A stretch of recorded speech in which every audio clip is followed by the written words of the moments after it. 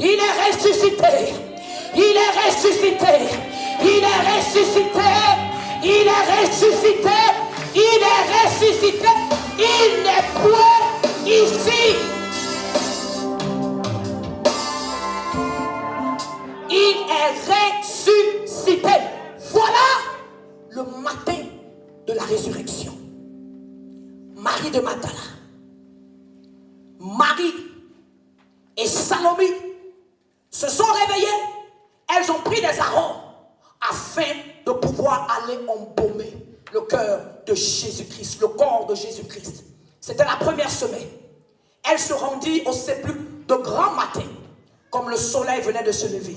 Elles dirent entre elles, ce matin, il y a plusieurs enfants de Dieu qui sont en train de se dire entre eux, qui va rouler la pierre qui est au devant de ma promesse. Plusieurs enfants de Dieu sont en train de se dire ce matin, qui va rouler la pierre qui s'est posée sur ma santé, qui va rouler la pierre qui s'est assise sur mes finances, qui va rouler la pierre qui s'est assise dans mon mariage, qui va rouler la pierre qui s'est assise sur mes relations, qui va rouler la pierre qui s'est assise sur mon intelligence. Je viens t'annoncer ce matin que lorsque tu lèveras les yeux, la parole de Dieu nous dit, levons les yeux. Ce matin tu es dans le trouble. Ce matin tu ne sais que faire parce que tu as la direction vers la mauvaise personne. Parce que tu es en train de regarder aux humains. La Bible dit malheur à celui qui met sa confiance en un humain, dans le nez duquel il n'y a qu'un seul souffle. Si tu lèves les yeux vers l'Éternel, David dit, je lève les yeux vers les montagnes, d'où me viennent le secours. Le secours me vient de l'Éternel qui a fait les cieux et la terre. Je viens te former ce matin. Lorsque tu vas lever les yeux, tu n'auras pas besoin de pousser la pierre, tu n'auras pas besoin de faire des choses par ta propre force. Dès que tu lèves les yeux vers celui qui est capable et que tu regardes, la pierre sera roulée d'elle-même. Ces dames sont arrivées au sépulcre comme plusieurs de nous. Tu te réveilles le matin mais tu regardes autour. Tu cherches l'aide dans le mauvais endroit. Et permanemment, ton problème n'a pas bougé. Mais ce matin, je challenge un enfant de Dieu. Lève les yeux. Je challenge un enfant de Dieu. Lève les yeux. Parle au créateur de l'univers. Parle à celui qui a le pouvoir de déplacer la montagne. Parle à celui qui a l'autorité de créer. Celui qui a l'autorité de donner la vie. Celui qui a l'autorité de prendre la vie.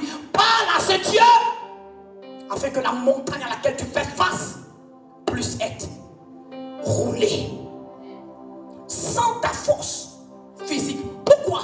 Car la Bible disait que la montagne, la pierre était très grande. Enfant de Dieu, ce matin tu fais face à une difficulté qui est très grande pour toi. Tu fais face à un problème où ta force humaine ne pourra pas intervenir. Tu fais face, aujourd'hui peut-être tu dois aller devant le juge et tu te demandes, Seigneur, comment je vais faire? Peut-être tu as même tort, peut-être tu as fait quelque chose qui t'amène d'être justement devant le juge. Et cette pierre, elle est pour toi lourde. Et ce problème, il est pour toi grand. Mais je viens te rappeler, si tu lèves les yeux vers l'Éternel, si tu lèves les yeux vers l'Éternel, si tu lèves les yeux vers l'Éternel, il va bouger la pierre pour toi. Dis avec moi, quel que soit, tu as le droit d'être dans l'effroi. Parce que l'humain, lorsque son heure de mourir viendra, il mourra. Mais je viens t'annoncer qu'il y a quelqu'un dont la tombe aujourd'hui à Jérusalem est entièrement vide. Je viens t'annoncer qu'il y a quelqu'un qui a respiré comme toi, mais le jour qu'il est passé par la mort n'a pas pu le garder captif. La mort n'a pas pu avoir son autorité sur lui. Il est ressuscité. Crie avec moi ce matin, Église de Dieu. Il est ressuscité. L'ange j'ai enseigné au peuple de Dieu que Jésus n'avait pas de pagne pour couvrir sa partie privée. Jésus était entièrement nu. Il était couvert par son propre sang. Il était nu afin que toi tu sois couvert aujourd'hui. Il a été rejeté afin que tu sois accepté. Il a été refoulé afin que tu sois élevé. Jésus, par la croix, crucifie ton passé, crucifie ton péché, crucifie ta honte. Et le deuxième jour, qui est samedi, plusieurs personnes pensent que lorsque Jésus a quitté la croix le vendredi, il est allé au ciel. Non, non, non. Dis avec moi, non, non, non. C'est trop facile. il y a nos ennemis auxquels il allait prêcher. La Bible dit d'aller proclamer ton présent à ton ennemi. Il est descendu, selon le livre de 1 Pierre 3:8, il est descendu dans le séjour des morts. Il est descendu dans la place qui s'appelle Hade. Et il a prophétisé, il a prêché, il a proclamé aux démons, il a proclamé au diable le présent de ses enfants. Il a dit au diable, les portes de l'enfer ne prévaleront jamais contre mon peuple. Les armes seront forgées contre nous, mais elles ne manifesteront rien. Les personnes vont se lever en jugement, mais tu as le pouvoir de les condamner par ta parole. Enfant de Dieu, ton ennemi le diable demeure sous tes pieds. La croix est ta gloire. Dis avec moi, la croix est ta gloire. Elle est la folie pour ceux qui périssent, mais elle est le pouvoir pour le salut de qui ton croix en Jésus-Christ. Sans la croix, il n'y a pas de salut. Sans la croix, il n'y a pas de pardon de péché. Sans la croix, il n'y a pas d'accès à Jésus-Christ. La croix est ta gloire. La pêche.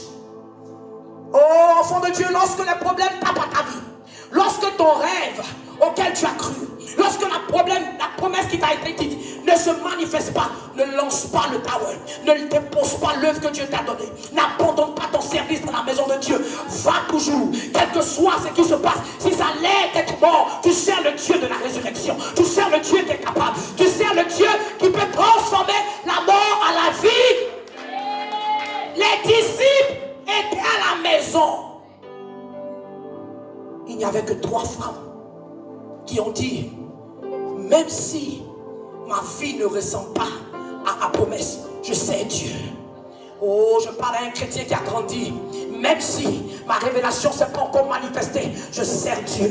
Même si les hommes sont morts, parce que j'imaginais ce que les gens disaient. Le matin, lorsqu'elle partait au sépulcre, oh, tu vas adorer ce Dieu qui est mort. Mais dis à quelqu'un, il y a une surprise qui arrive. Il y a une surprise qui arrive. Il y a une surprise qui arrive. Ton rêve qui a été enterré. Les promesses de Dieu qui ont été enterrées. Si tu continues de le servir, malgré la tempête, malgré les vents, il te surprendra. L'une des dernières à la croix. Chrétien, lorsque le trouble arrive, lorsque le problème frappe, demeures-tu avec le Christ? Demeures-tu dans ton service dans la maison de Dieu?